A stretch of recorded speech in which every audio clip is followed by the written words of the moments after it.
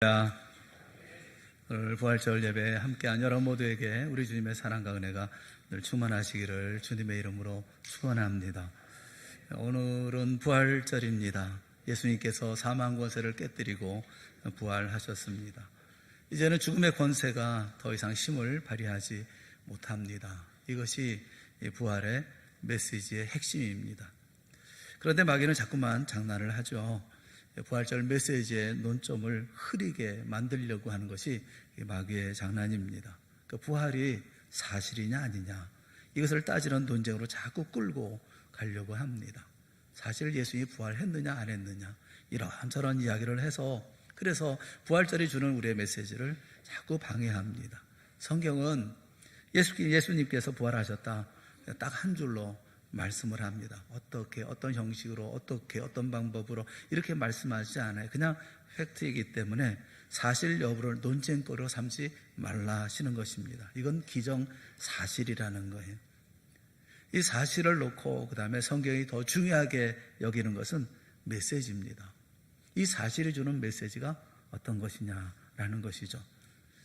부활의 사실 물론 중요한 일입니다. 하지만 우리가 붙들어야 될 것은 그 부활과 그리고 부활의 메시지라는 것입니다. 부활이 무엇을 말씀하고 있느냐? 팩트는 중요합니다. 그러나 우리에게 힘을 주는 것은 메시지이기 때문에 그렇습니다. 어제 많은 분들이 나와서 청소를 하셨습니다. 한 30여 분이 나오셔서 많이 나오셔서 생각보다 많이 나왔다고 해야 되나요? 많이 나오셔서 청소를 하셨습니다. 청소하는 모습을 지켜보면서 참 감사가 많이 감동도 되고 감사도 많이 했습니다. 여러분 이 유리 다 깨끗하게 청소했죠. 근데 청소를 어떤 식으로 청소했느냐 하면 제가 우리나라 말은 잘 모르겠어요. 일본 말로 아시바라고 하는데 이렇게 공사할 때 옆에 만드는 것처럼 아시바를 짜가지고 그다음에 그 위에다가 발판을 만들고 그리고 그 위에서 이제 사람이 올라가서 이렇게 유리를 다 닦고 밖에서 유리를 다 닦았습니다. 밖을 닦을 수가 없으니까 그런 식으로 유리를 다 닦으셨어요. 난 저기 어떻게 올라갔을까 싶더라고요. 거기 올라가서 보니까 굉장히 위태위태하던데 그 위에 올라가서 그걸 열심히 닦으십니다. 저 뒤에 그 낙엽들이 잔뜩 있었는데 그 낙엽을 전부 긁어 모은 것이 한 30여 포대가 나왔어요. 여기 들어가서 그걸 끌어 담고 해가지고 저쪽으로 다 옮겨놓고 그 안수 집사님들 다 이렇게 하셨습니다. 우리 권사님들 또 여집사님들은 나오셔서 온 교회를 다 뒤집어 놔가지고 이것저것 다 저기 그 복지관 4층으로부터 시작해가지고 권사실로부터 시작해서 전부 그냥 바닥을 닦고 다 열심히 하셨어요. 이게 팩트예요. 열심히 닦았어요. 유리를 닦았어요. 올라가서 그 위험한 데도 다 닦았어요. 그거는 팩트입니다. 메시지가 뭡니까? 사랑입니다. 교회를 사랑하는 거예요. 그 위험한데 그 자리에 올라가서 그리고 원사님들 가운데 몸 불편한 가운데에도 가서 그저 전부 옮기고 다 닦아내고 냉장고 다 뚫어내고 이런 모습을 보면 정말 감동스러워요. 그렇게 자기 몸도 건사하기 힘드신 분들이 이 일들을 감당하는 거. 여러분 우리가 뭘 봐야 되느냐 하면 메시지를 봐야 되거든요. 그분들이 교회를 얼마나 사랑하시는가. 정말 자신도 죽을 것 같은 어려운 가운데 있지만 교회를 사랑해서 그래서 그저 걸레로 바닥을 닦고 밀고 하는 그런 모습들을 보면 정말 주님을 사랑하는구나 하는 메시지를 우리가 받는 거예요. 예수님께서 십자가에 달려 돌아가셨다고 하는 건 사실입니다. 그런데 십자가에서 예수님이 죽으신 것이 나를 위해 죽었다는 것이 메시지예요. 내가 믿는 하나님이 나를 위해 죽어주셨다. 그것이 메시지인 거예요. 전능하신 하나님, 팩트입니다. 하나님은 전능하십니다. 하나님은 전지전능하십니다. 그런데 전지전능하신 그 하나님이 나를 사랑하고 나를 위하신다. 그게 메시지예요. 그래서 우리는 항상 메시지를 볼 줄 알아야 합니다. 사실이냐 아니냐, 옳으냐 그러냐, 이거냐 저거냐가 아니라 그 가운데 들려지는 메시지를 봐야 돼요. 부활절을 맞이하면서 부활의 사실을 보면서 부활의 메시지를 우리가 생각해야 한다는 거예요. 오늘 마가복음 16장을 통해서 우리가 함께 말씀을 나눌 텐데 이 부활의 메시지를 붙드는 은혜의 시간이 다 되어질 수 있기를 주님의 이름으로 축원합니다. 부활의 메시지 많이 있겠죠. 제가 그 모든 것을 다 말씀드릴 수는 없겠지만 두 가지만 우리한테 힘이 되는 말씀 두 가지만 말씀을 드리려고 그래요. 첫 번째 부활의 메시지는 막힌 돌을 열어버린다는 거예요. 열어버린다는 것입니다. 그 무덤을 막아선 돌이 다 열려진 것처럼 부활의 메시지는 무엇이냐면 열려진다는 거예요. 예수님께서 십자가에 달려 죽으셨죠.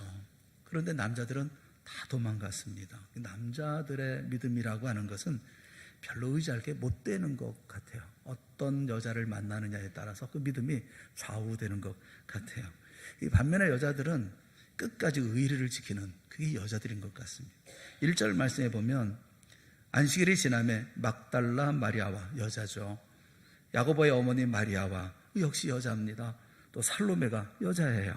가서 예수께 바르기 위하여 향품을 사다 두었다가 다 여자입니다. 2절에 보면 안식 후 첫날 매우 일찍이 해도 들 때에 그 무덤으로 가며 아침에 일찍이 매우 일찍이 해도 끼 전에 해도 들 때에 그 무덤으로 갔다. 무슨 얘기입니까? 사랑하는 마음이 끓는 거죠. 사랑하는 마음이 있으니까 그저 새벽이 되기를 기다렸다가 열심히 달려가는 거 아니겠어요? 뜨거운 마음이 있었다는 거예요. 그 어머니의 사랑하고 아버지의 사랑이 좀 차이가 있는 것 같습니다. 그 아이가 공부한다고 밤을 새도 공부하잖아요. 그러면 옆에서 아이와 함께 밤을 새줄 수 있는 거 그 어머니입니다. 아버지 보고 밤새라 그러면 옆에서 엎어서 자지 그냥 밤을 새면서 고통 나누는 건 늘 어머니였던 것 같아요. 남녀 간의 사랑도 그렇잖아요. 가만히 보면 여자는 사랑하면 아무리 멀어도 도시락 싸들고 찾아갑니다. 남자들은요. 반면에 남자는 그렇게 못해요. 남자는 택배로 보내버리고 말아요. 이 여자와 남자들의 마음이 다르죠. 여인들이 무덤을 찾아갑니다. 근데 걱정하면서 갑니다. 유대의 무덤은 동굴인데 커다란 돌로 막아놨거든요. 연약한 여자들이 그 돌을 어떻게 옮길까 걱정을 한 거예요. 이 새벽에 누가 우리를 도와줄까? 여러 사람도 감시하고 있지 않겠습니까? 사후만 감시가 있는데 누가 이 돌을 굴려줄까? 우리가 향품을 가져가는데 이 모든 향품은 그 무덤 문을 열고 들어가서 예수님께 발라드려야 되는데 이 방법이 없잖아요. 3절에 보면 서로 말하되 누가 우리를 위하여 무덤 문에서 돌을 굴려주려 하더니 걱정을 했다는 것입니다. 그런데 무덤에 막상 가보니까 4절에 뭐라고 말씀하고 있습니까? 다 같이 봅시다. 시작. 눈을 들어본 즉 벌써 돌이 굴려져 있는데 그 돌이 심히 크더라. 가서 보니까 벌써 돌이 굴려져 있는 거예요. 그런데 그 돌이 보니까 엄청 큰 거예요. 큰 돌로 막아놨던 거예요. 여러분 부활의 능력이 뭡니까? 이렇게 크게 막힌 이렇게 크게 심히 큰 돌로 막혀 있었던 모든 것들을 굴려버린다는 거예요. 막혀있던 문을 다 열어젖힌다는 것입니다. 우리 인생 가운데도 막혀있는 돌들이 얼마나 많습니까? 이 부활의 능력이 이 돌들을 굴려버리는 힘이 있다는 거예요. 지금도 마음을 두르는 돌들이 많죠. 우리의 삶의 경제적인 어려움, 또 식구들을 가지고 있는 어려움, 오전에도 예배 드릴 때 눈물로 그냥 예배 시간 내내 우는 분이 계셨어요. 얼마나 마음 힘들고 어려운 일이 있으면 저렇게 우실까?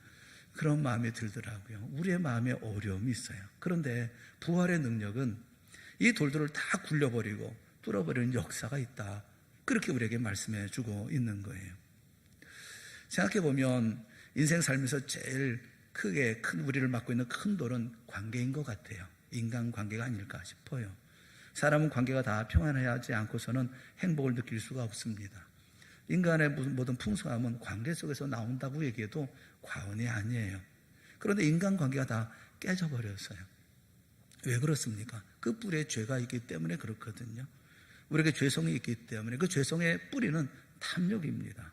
나만을 위한 생각. 그래서 자기 것을 더 가지려고 자기 이익에 매달리면서 관계가 다 깨져버리고 마는 거죠. 신앙생활 하면서 내 믿음 생활이 풍성해지려고 하면 그런 것은 바로 희생하고 섬기려고 할 때 관계가 좋아지고 그럴 때 내 믿음이 풍성해지는 것이거든요. 누가복음 12장 13절에 보면 어떤 사람이 예수님을 찾아왔습니다. 그리고 요청을 하는 거예요. 선생님, 내 형을 명하여 유산을 나와 나누게 하소서.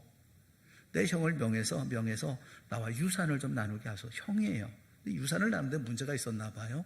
예수님께서 이 얘기를 듣고 약간 언성을 높이시는 것 같아요. 그러면서 14절에 보면 누가복음 12장 14절에 보면 이 사람아 누가 나를 너의 재판장이나 물건 나눈 자로 세웠느냐라고 이렇게 언성을 높여서 말씀하시면서 하시는 말씀이 15절에 삼가 모든 탄심을 물리치라.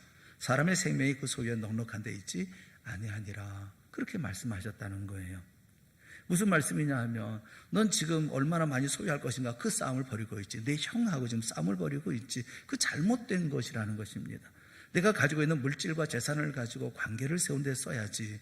아니 형과의 관계도 제대로 세우지 못하는데 무슨 인간관계를 맺겠다고 그러느냐. 이게 풀려지면 인간관계 잘 될 거라고 생각하냐.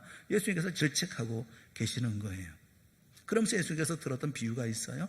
어리석은 부자의 비유입니다. 어리석은 부자의 비유의 메시지가 뭡니까? 재산을 나누기 위해서 나온 사람에 대한 응답으로 지금 말씀하신 거예요. 어떤 부자가 있는데 부자가 속으로 그렇게 얘기를 합니다. 밭에 소출이 풍성하구나. 혹시 쌓아둘 것이 없는데 어찌할꼬. 그렇게 이제 생각을 하면서 스스로 마음에 이르는 말씀이 누가복음 12장 18절 19절에 있는 말씀이에요. 우리 한번 다 같이 말씀을 봤으면 좋겠습니다. 누가복음 12장 18절 19절. 예. 언제 나올래나? 예, 나왔네요. 지나갔습니다. 예. 네. 지금 오늘 김효석 집사님이 못 나와서 김재강 집사님이 지금 수고를 하고 약간 그래도 여러분 양해해 주세요. 자, 우리 다 같이 읽어보겠습니다. 시작. 내 곡간을 헐고 더 크게 짓고 내 모든 곡식과 물건을 거기 쌓아두리라. 또 내가 내 영혼에게 이르되 영혼아 여러 쓸 물건을 많이 쌓아두었으니 평안히 쉬고 먹고 마시고 즐거워하자 하리라. 그렇게 얘기했다는 거예요. 스스로에게 얘기를 했다는 거예요. 그런데 그런 일을 향해서 예수님께서 뭐라고 말씀하고 계십니까? 누가복음 12장 20절에 있는 말씀입니다. 다 같이 봅시다. 하나님은 이르시되 어리석은 자여 오늘 밤에 내 영혼을 도로 찾으리니 그러면 내 준비한 것이 누구의 것이 되겠느냐. 이 부자의 어리석음은 소출의 풍성함을 기뻐하고 있는 거예요. 그래서 더 크게 짓자, 더 쌓아두자, 더 쉬자, 더 먹자, 더 즐거워하자, 뭐 더 하자, 더 그런 인생을 살고 있었다는 것입니다. 언제까지? 죽을 때까지 그러고 있었다는 거예요. 근데 사실 우리 가운데 이 사람을 가리켜서 뭐 비난할 수 있는 자격이 있는 사람이 있나요? 그렇지 않잖아요. 우리도 더 늘 그렇게 하고 있지 않습니까? 우리 아이를 대할 때도 그런 것 같아요. 아이가 100점, 한 과목 100점 맞아오면 우리는 주목하는 것이 그 한 과목 100점짜리가 아니라 나머지 과목에 주목을 하죠. 그래서 다른 과목을 잘했나 못했나 생각해 보잖아요. 전 과목 다 100점 맞아요. 그러면 기뻐합니까? 아이한테 뭐라고 얘기합니까? 니네 학교에서 1등만 하면 뭐하냐? 너 같은 애가 전국에 수두룩한데 뭐 이러면서 얘기하지 않습니까? 좀 더 그런 생각하잖아요.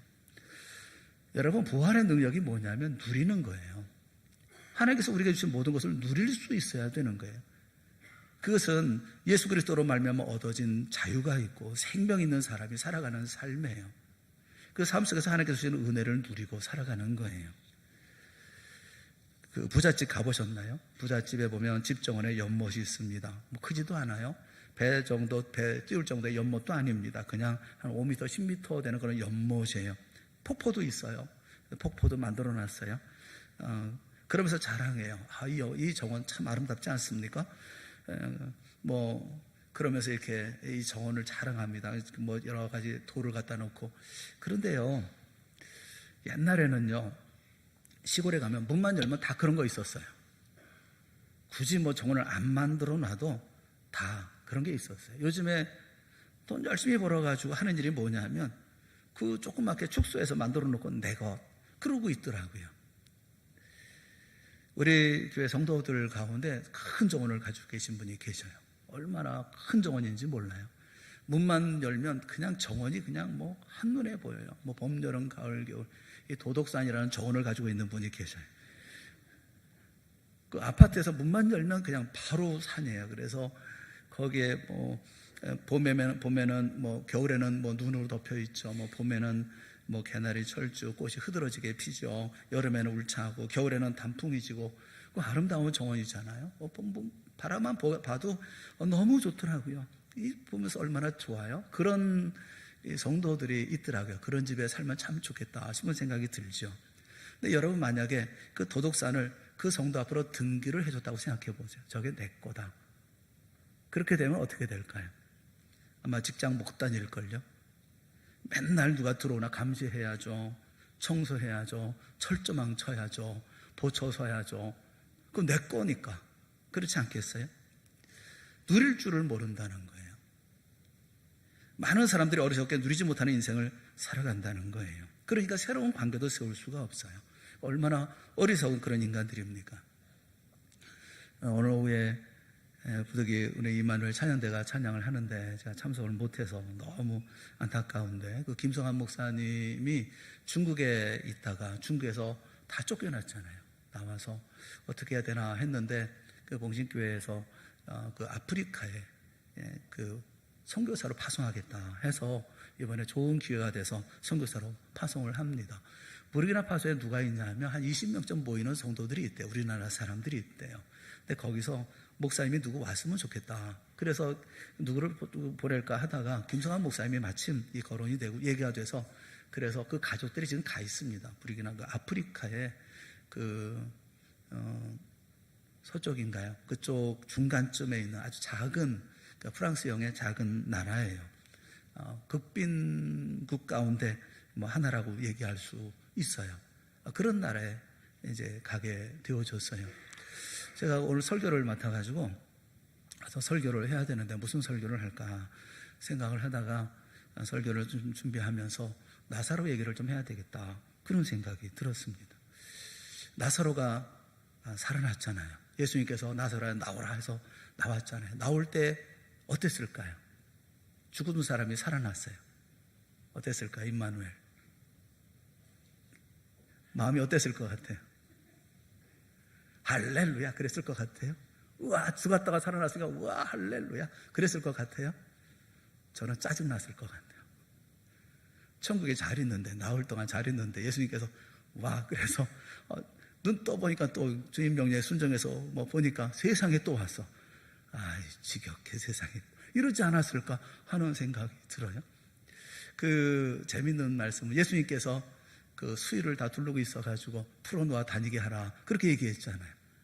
우리가 할렐루야 하고 기뻤으면 자기 손으로 다 풀르면서 와 신난다, 세상에 다시 태어났네, 죽었다 살아났어, 그랬을 것 같은데 안 풀러요. 그냥 그러고 다녀. 그러니까 옆에서 풀러놓아 다니게 하라, 그런 거 아닐까? 제 생각에 그냥 나사로한테 물어봐야 되겠는데. 근데 행복했을까? 짜증스러웠을까? 아니요, 감사했을 것 같아요. 제 마음에는. 살면서 후회가 얼마나 많아요. 살면서 내가 헌신도 하고 또 사랑도 하고 품어도 줘야 되고, 내가 또 그에게 또 말씀도 전하고 예수 그리스도 증거해야 되고 해야 되는데 왜 그렇게 못했을까? 죽고 나니까 후회되는 게 많잖아요. 그런데 주님께서 다시 살려주셨으니까 이제 뭘 하면 되겠어요? 말씀을 전해야 되겠죠. 이 사람 저 사람 뭐 주춤거려서 말씀을 못 전했던 거, 체면 때문에 말씀을 못 전했던 거, 또 내가 복음을 전하지 못했던 거, 천국에 대해서 얘기를 못했던 거, 할 얘기가 얼마나 많아요. 아마도 잠도 안 자고 말씀을 전했을걸요. 그래서 나사로 까닭에 많은 사람들이 예수님을 믿었다고 얘기하고 있잖아요. 유대 종교 지도자들이 예수님만 죽이려고 하는 게 아니라 나사로도 죽여야 된다. 왜냐하면 저 사람 때문에 안 되겠다 얘기할 만큼 그랬잖아요. 여러분, 우리 어떤 삶을 살아야 됩니까? 부활의 능력이 뭐죠? 죽었다 살아난 사람이 뭘 하겠어요? 감사하지 않겠어요? 죽었어요. 다시 살아났어요. 나사로가 다시 살아났어요. 이제 뭘 하겠어요? 예수님의 복음을 전하는 거죠. 살 길이 이거밖에 없어. 가보니 천국밖에 없어. 천국 가는 길은 예수님 믿는 것밖에 없어. 예수 꼭 믿어. 한 번 가서 안 되면 두 번 가서 얘기하고, 두 번 가서는 세 번 얘기하고, 말로 해서 안 되면 눈물로 얘기하고 호소하면서 얘기하지 않았겠어요? 너는 꼭 예수 믿어야 돼. 예수 믿어 가지 않겠어? 여러분, 그게 부활의 능력 아니에요? 모든 돌들이 다 굴려져 버리는 건 아닙니까? 부활의 능력 앞에는 막힐 게 없는 거예요. 막을 게 없는 거예요. 여러분, 내게 주어진 모든 이들을 다 누리세요. 아내도 누리고 남편도 누리고 자녀도 누리고 형제 자매와도 누리고, 인간에게서 최고의 기쁨은 바로 그런 친밀감 아닙니까? 그렇게 서로 누리며 살아가는 삶이 우리 가운데 있어야 되잖아요. 미국의 젊은이 사역을 잘하고 계시는 맥스 루케이도 목사님이 계십니다. 이분이 쓴 책 가운데 그런 예가 나와요. 목장을 하는 친구에 관한 이야기입니다. 어렸을 때 늦어가지고 그 친구 집에 이제 묵어야 됐습니다. 잠을 자야 할 일이 생겼습니다. 밤늦게 그래서 그 친구하고 같이 아버지가 하는 목장을 찾아갔습니다. 목장이니까 그 시골이잖아요. 그러니까 불도 없죠. 또 불도 다 꺼져 있죠. 뭐 어두컴컴하고 깜깜한데, 그런데 그 문을 두드렸어요. 문 좀 열어주세요. 근데 안에서 묻는 거예요. 누구세요? 그러니까 그 친구가 대답합니다. 저예요, 아버지. 그랬더니 아버지가 문을 활짝 열어줬어요. 그래서 같이 들어갔답니다. 아버지가 묻더랍니다. 저녁 먹었냐? 못 먹었어요. 그랬더니 어머니를 불러가지고, 그래서 맛있는 음식을 잔뜩 차려놓고 먹을 건 먹어라, 뭐 마음껏 먹어라, 뭐 먹고 푹 자고 그거 내일 가라, 이렇게 얘기해 주더라는 거예요. 이게 무슨 얘기거리가 됩니까? 그죠? 별것 아니죠? 뭐 그냥 뭐 일상적인 얘기 아닙니까? 그런데 맥스루 게이던 목사님이 여기서 무슨 얘기를 하냐면, 여기 깊이 깨달은 것이 있다는 거예요. 만약에 자기가 혼자 그 밤늦게 그 캄캄한데 이 집을 찾아가가지고 문 열어주세요, 문 열어주세요 하고 문을 두드렸으면 문 열어줬겠냐? 쾅쾅 두드리면서 야단하면 아마도 총 들고 나왔을걸? 넌 뭐야? 어떤 놈이야? 뭐 이러지 않았겠냐는 거예요. 그런데 문을 열어준 이유가 뭐예요? 그 집 아들과 함께 왔기 때문에 그런 거 아니에요? 아버지, 그러니까 그냥 문을 열어 주더라는 것입니다. 게다가 아들이 배가 고프다고 하니까 어머니가 나와서 풍성한 음식을 차려주다는 거예요. 누구 때문에? 아들 때문에. 나도 배불리 먹게 되었다는 것입니다. 사랑하는 여러분, 우리가 하나님 앞에 나아갈 때 혼자 나아가면 문을 열어주시겠어요? 그런데 하나님의 아들이신 예수님과 함께 가면 문이 열리는 거예요. 그리고 예수님이 드실 때 우리 숟가락 하나 더 얹어가지고 먹으면 되는 거 아니겠어요? 예수님과 함께하는 삶이 되어졌을 때 모든 문이 열리는 것이고 모든 것을 다 누릴 수 있는 능력이 임하게 되어지는 거예요. 그게 부활의 능력인 거예요. 사랑하는 여러분, 내가 병들었다고 내 삶이 어렵다고 요즘에 재건축 때문에 그래서 고민이 많고 걱정이 많은데, 여러분 걱정하지 마세요. 걱정하지 마세요. 주님과 함께하면 문은 열리는 거예요. 왜 미리 땡겨서 걱정을 합니까? 주님 앞에 맡겨놓고 그리고 주님 앞에 기도를 하자고요. 주님의 인도하심을 바라자고요. 주님과 함께 가는데 안 열릴 문이 어디 있으며 그 맡겼던 모든 돌들이 안 굴러갈 돌이 어디 있겠어요? 이게 부활의 능력 아닙니까? 이 부활의 능력 가운데 돌이 굴러가는 놀라운 역사를 경험하는 여러분 모두가 다 되어질 수 있기를 주님의 이름으로 축원합니다. 그냥 마음으로 생각으로만 예수 믿는다고 하지 말고 부활하신 주님을 우리가 기억하고 생각하고 그 주님과 함께하는 삶을 살아가세요. 그럴 때 걱정도 근심도 없는 주님께서 역사하시는 놀라운 역사를 경험하게 되어질 줄로 믿습니다. 또 한 가지 부활의 메시지 또 하나는 무덤의 자리를 떠나라는 거예요. 5절에 보니까 무덤에 들어가서 흰옷을 입은 한 청년이 우편에 앉은 것을 보고 놀라매. 흰옷을 입은 한 청년이 누굽니까? 천사예요. 그 천사가 뭐라고 그럽니까? 6절에 보면 청년이 이르되 놀라지 말라. 너희가 십자가에 못 박히신 나사렛 예수를 찾는구나. 너희가 예수를 찾는구나. 그 다음에 그가 살아나셨고, 무슨 얘기입니까? 부활하셨다는 거예요. 부활하셔서 그래서 어떻게 하셨습니까? 여기 계시지 아니하니라. 무덤에 안 계셔요. 부활하셔서 무덤 사망의 자리에 계시지 않는다는 거예요. 그러면서 뭐라고 얘기합니까? 보라, 그를 두었던 곳이니라. 예수님이 누웠던 곳이지만 지금 거기 안 계셔요. 부활의 메시지가 뭡니까? 무덤의 자리, 사망의 자리, 거기 있지 말라는 거예요. 거기를 떠나라는 것입니다. 무덤은요, 아무리 아름답게 꾸며도 무덤이에요. 아무리 대리석으로 꾸미고 뭐 꽃을 갖다 놓아도 아름다운 비서로 꾸며도 거기 머무를 사람이 누가 있어요? 그 앞에 살 사람이 누가 있습니까? 너무 무서우니까 아름답게 꾸며놓은 거 아니겠어요? 무덤은 떠나는 거예요. 그런데 많은 사람들이 그 무덤을 떠나지를 못해요. 사망의 자리를 떠나지를 못하고 있어요. 마치 무덤 속에 살아가는 것처럼 살아가고 있어요. 걱정 속에 살아갑니다. 근심 속에 살아갑니다. 절망 속에 살아갑니다. 실패감 속에 삶을 살아갑니다. 자포자기하면서 살아가고 있어요. 이런 것에 사로잡힌 사람들이 있어요. 무덤의 자리를 떠나야죠. 두려움의 자리를 떠나야죠. 어떤 분은 걱정 근심이 너무 커서 잠을 못 이루는 분이 계세요. 바짝바짝 말라가고. 주님께서 뭐라고 말씀하십니까? 마태복음 6장 27절에 너희 중에 누가 염려함으로 그 키를 한 자나 더 할 수 있겠느냐? 염려 근심하지 말라. 그렇게 말씀하고 계셔요. 요한복음 14장 1절에 너희는 마음에 근심하지 말라. 하나님을 믿으니 어떻게 하라고요? 또 나를 믿으라. 왜 염려하십니까? 주님께 맡겨야죠. 믿는다고 하면서 계속 무덤의 자리에 앉아있는 사람이 있어요. 염려와 근심. 양비간의 주름이 사라질 날이 없어요. 얼굴에 주름도요, 웃어서 생기는 주름이 있어요. 웃어서 생기는 주름을 보려면 저를 보시면 돼요. 웃어서 생기는 주름이, 찡그려서 생기는 주름이 있어요. 누굴 보라고 말씀은 안 하겠습니다. 여러분 거울을 보시면 될 것 같아요. 저는 이 찬양대를 보면 참 너무 좋아요. 찬양대는 항상 밝게 웃으면서 찬양을 하더라고요. 안 하는 사람도 간혹 있어요. 다는 아닌데. 근데 찬양할 때 밝게 이렇게 이렇게 기쁨으로 찬양하는 웃음의 주름이 있어야 되지 않겠어요? 요한복음 21장에 보면 베드로의 이야기가 나옵니다. 베드로가 예수님을 3번 부인한 거 여러분 아시잖아요. 낙심해서 나는 물고기 잡으러 가노라. 예수님의 부활의 소식을 못 들은 겁니까? 들었어요. 몰랐습니까? 알았습니다. 그런데 자기 자신의 실패로 인해서 더 이상 자신은 예수님의 부활과 상관이 없는 사람이다, 이런 생각을 해요. 내가 무슨 면목으로 예수님의 제자로서의 삶을 살까? 어떤 사건이 벌어도 나와 상관없는 일이 되어버리고 만 거예요. 나는 고기나 잡으러 간다. 근데 실수하는 것은, 그 우스운 것은 베드로는 어부이기라도 하잖아요. 그런데 7명이 따라갑니다. 그 가운데는 어부도 아닌 사람도 있어요. 왜 따라갔을까? 그런 생각이 들어요. 당연히 아무것도 못 잡겠죠. 여러분, 인생의 실패도 하나님의 은혜예요. 거기 매달리지 말라는 거예요. 실패합니다. 고기 잡을 인생이 아닌데 고기 잡으려고 하니까 뭐 되겠어요? 예수님이 오셔서 묻죠. 고기가 있냐? 없습니다. 배 오른편에 그물을 던져라. 그물을 던졌더니 너무 무거워서 들 수 없을 정도로 많은 고기가 잡혔다는 거예요. 그때 잡혔던 고기가 153마리라는 겁니다. 누군가 주시라. 그러니까 베드로가 물속으로 뛰어들죠. 그리고 예수님과 대화가 이루어지지 않습니까? 예수님께서 베드로에게 물어요. 내가 이 사람들보다 나를 더 사랑하느냐? 라고 물으십니다. 베드로가 뭐라고 대답합니까? 내가 주님을 사랑하신 줄 주님께서 아시나이다 라고 대답을 해요.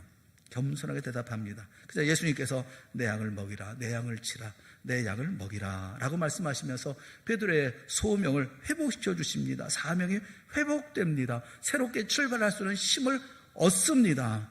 누구 때문에? 부활하신 예수님 때문에. 부활의 메시지가 뭔 줄 아십니까? 다시 시작하는 힘을 주시는 것이 부활의 메시지라는 거예요. 무덤에 머물러 있지 말라는 거예요. 사망의 자리에 있지 말라는 거예요. 다시 시작하라는 거예요.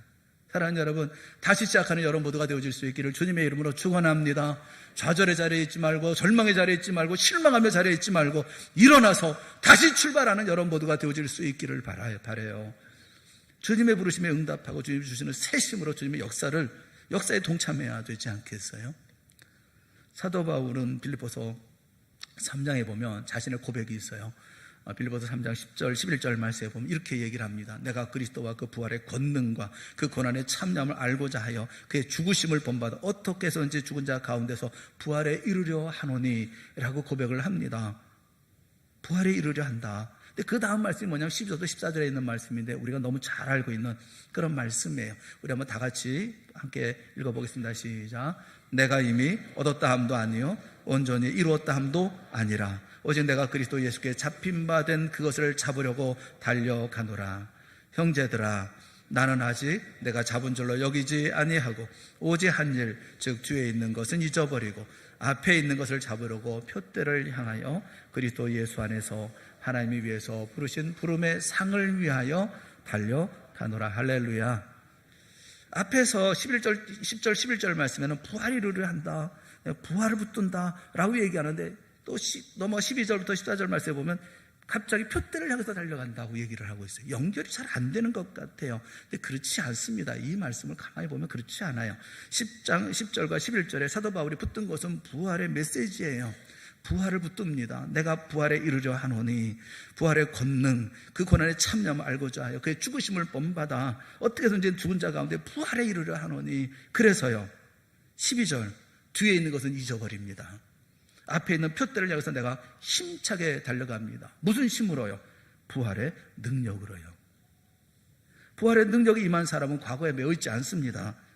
부활의 능력을 힘입어 살아가는 사람은 과거의 아픔 속에 있지 않습니다. 무덤 속에 머무는 사람이 없습니다. 사망 속에 머물지 않습니다. 오히려 표대를 향해서 힘차게 나가는 인생이 되어지는 거예요. 예수 그리스도의 부활이 우리에게 주시는 힘인 거예요. 주님께서 부활하셨습니다. 우리도 죽은 자 가운데서 부활에 이르려 해야 합니다. 그리고 이제 무덤을 떠나서 표대를 향해서 그리스도 예수 안에서 하나님이 위에서 부르신 부름의 상을 위하여 달려가는 것.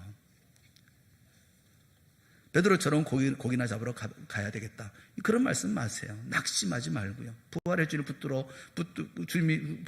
우리를 붙들어 주지 않겠습니까? 사명 주지 않겠습니까? 표대를 향해서 나아갈 수 있도록 힘을 주지 않겠습니까? 이게 부활의 능력이라는 거예요. 부활의 능력은 돌을 굴려버립니다. 부활의 능력은 무덤을 떠나서 표대를 향해서 힘차게 다시 시작하는 힘을 주십니다. 사랑하는 여러분, 우리가 삶을 살아가는 삶의 처지가 힘들고 어렵다 하더라도 우리에게는 부활의 능력이 있어요. 우리는 하나님의 자녀, 예수님께서 우리를 구원하시기 위해서 십자가에 죽으실 만큼 사랑받는 하나님의 자녀예요. 그런데 왜 실망을 하십니까? 왜 좌절하고 왜 손을 내려놓고 있습니까? 부활절 이 새벽에, 부활절 이 아침에 주님 앞에서 새로운 힘을 얻는 여러분 모두가 되어질 수 있기를 주님의 이름으로 축원합니다. 부활의 능력으로 그 무덤의 글이 다 돌려지는 역사를 경험할 수 있기를 바라고, 부활의 능력으로 말미암아 무덤을 떠나 표대를 향해 앞을 향해 달려가는 믿음의 삶을 살아갈 수 있기를 바랍니다. 이 부활의 능력으로 무장하는 우리 동산의 모든 성도들이 되어지고 힘있게 이기고 승리하는 믿음의 삶의 용사들이 되어질 수 있기를 주님의 이름으로 축원합니다. 함께 기도하겠습니다. 사랑의 하나님 아버지, 은혜를 감사합니다. 우리에게 베푸신 바 구원의 놀라운 능력과 그 역사를 우리로 깊이 생각하게 하여 주시옵시고 확신하게 하여 주시옵시고 결코 망할 수 없는 부활의 능력의 소유자임을 우리로 알게 하여 주시옵소서. 주님과 함께하면 무서울 것 없고 두려울 것 없고 걱정할 것 없음을 다시 한번 기억하게 하여 주시옵소서. 내 인생의 삶, 죽었다 살아난 사람이 해야 할 일이 무엇이겠습니까? 우리의 눈에 보여지는 것, 예수 그리스도의 복음을 전하는 것, 또 천국의 아름다움을 전하는 것, 그리고 세상 속에서가 아니라 저 영원한 나라의 그 아름다움을 전할 수 있는 것, 이 모든 것을 우리의 마음에 간직하고 이 땅의 삶을 살아가는 승리의 용사들이 되어질 수 있도록 은혜 베풀어 주시옵소서. 부활의 능력으로 우리 앞에 돌이 굴려지는 것을 목격하게 하여 주시옵시고 무덤의 자리에 떠나서 내일 향해 달려가는 우리 모든 성도들이 되어질 수 있도록 성령의 의시한 큰 능력과 힘을 우리 성도들에게 베풀어 주시옵소서. 예수님의 이름으로 간절히 기도드리옵나이다. 아멘.